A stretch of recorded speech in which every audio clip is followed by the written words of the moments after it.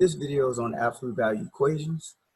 We'll start with just the absolute value itself. It represents the number of units a number is from zero, and the result is always positive. So if I'm looking at the absolute value of 3, 3 is 3 units away from zero, so the result is going to be 3. Negative 3 is also 3 units away from zero, so the result will be 3. The result of the absolute value will always be positive. So the absolute value of 5 over 4 would be just 5 over 4. Absolute value of negative 0.75 is 0.75.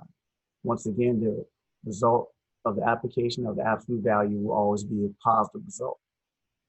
So when we look at solving absolute value equations, let's say if I had the absolute value of x equal to 5, and I want to know what values I could plug in, value or values I could plug in for x, that will make this a true statement, and that will be x equal to 5 or x equal to negative 5. So you always want to give an account for the positive and negative result when I plug in for my solution. So let's look at this one. We have 2x plus 1, the absolute value of 2x plus 1 equal to 7. So what I want to know is, when is 2x plus 1 equal to 7? And when is 2x plus 1 equal to negative 7?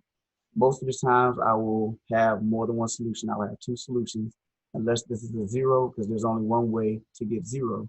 So if this said absolute value of 2x plus 1 equal to 0, I'm only going to have one solution.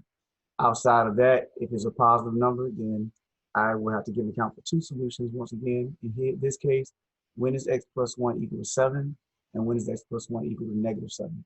So I will solve them both the same. In both cases, I will subtract negative 1 from both sides. Here, 2x equal to 6 would be the result.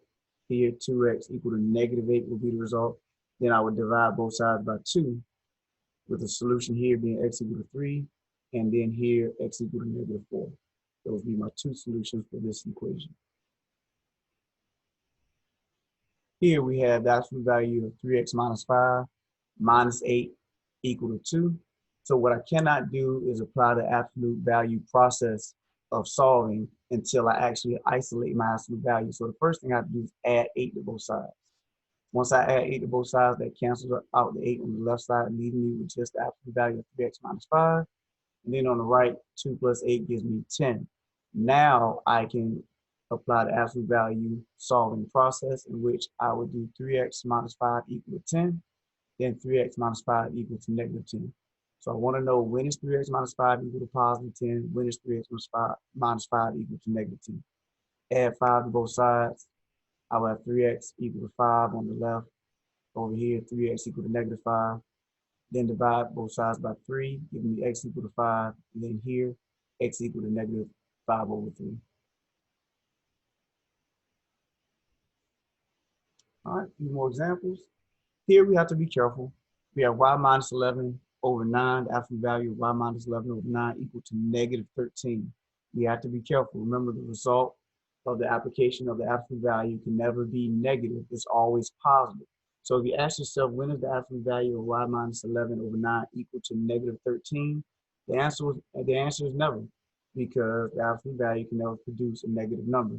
So since this cannot happen, that means your answer is actually no solution. So be careful here.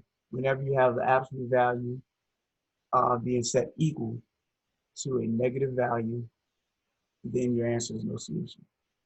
Now in our final example, notice we have a negative number on the right side of our equation, but the first thing we have to do before we apply the absolute value solving process is isolate the absolute value. So the first thing I have to do is add 16 to both sides.